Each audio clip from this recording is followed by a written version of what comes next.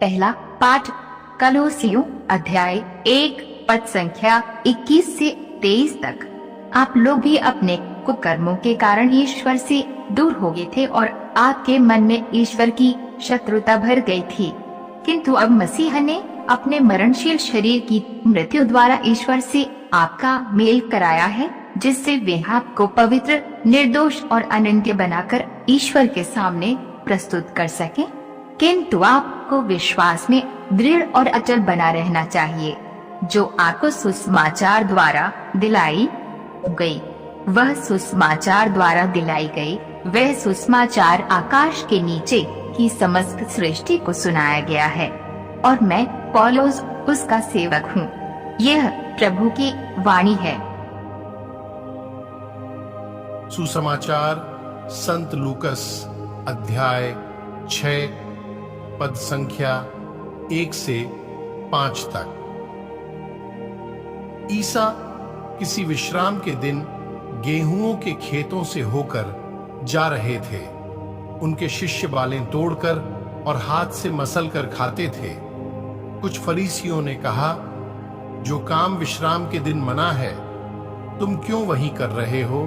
ईसा ने उन्हें उत्तर दिया, क्या तुम लोगों ने यह नहीं पढ़ा कि जब दाऊद और उनके साथियों को भूख लगी तो दाऊद ने क्या क्या किया था? उन्होंने ईश मंदिर में जाकर भेंट की रोटियां उठा लीं, उन्हें स्वयं खाया तथा अपने साथियों को भी खिलाया।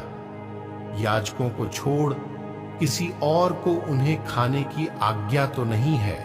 और ईसा ने उनसे कहा, मानव पुत्र विश्राम के दिन का स्वामी। यह प्रभु का पवित्र सुसमाचार है। मनन चिंतन। विधि विवरण में कहता है, यदि तुम अपने पड़ोसी के अनाज के खेत से होकर निकलो तो हाथ से बालों को तोड़कर खा सकते हो, किंतु अपने पड़ोसी के खड़े खेत में हाशिया नहीं चला सकते।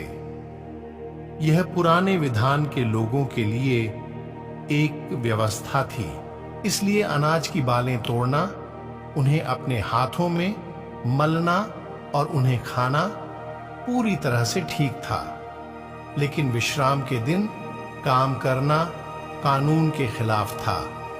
यदि हम अनाज की बालें तोड़ना, उन्हें अपने हाथों में मलना और उन्हें खाना सख्ती से काम के रूप में व्याख्या करते हैं, तो यह गलत था।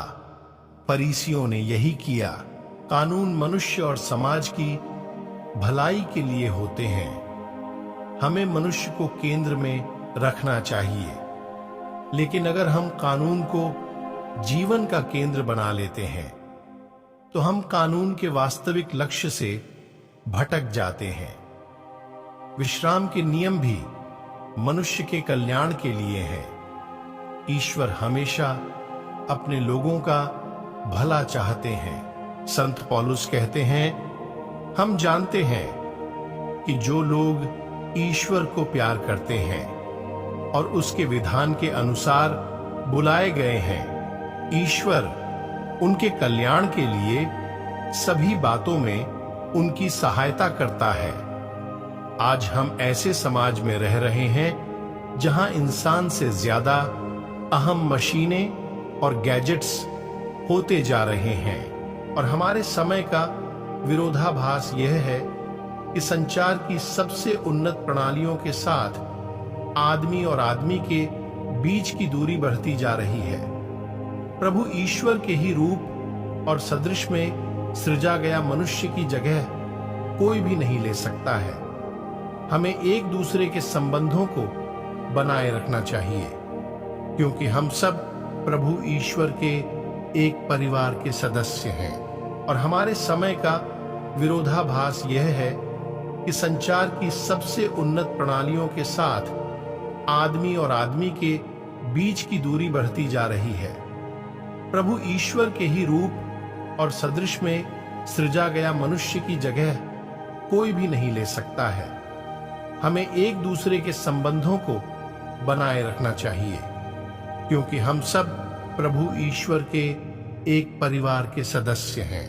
हमें एक दूसरे का ख्याल करने और एक दूसरे की देखभाल करने की आवश्यकता है। आज के वचन को सुनने वाले सभी विश्वासी भाई बहनों को परमेश्वर आशीष प्रदान करे।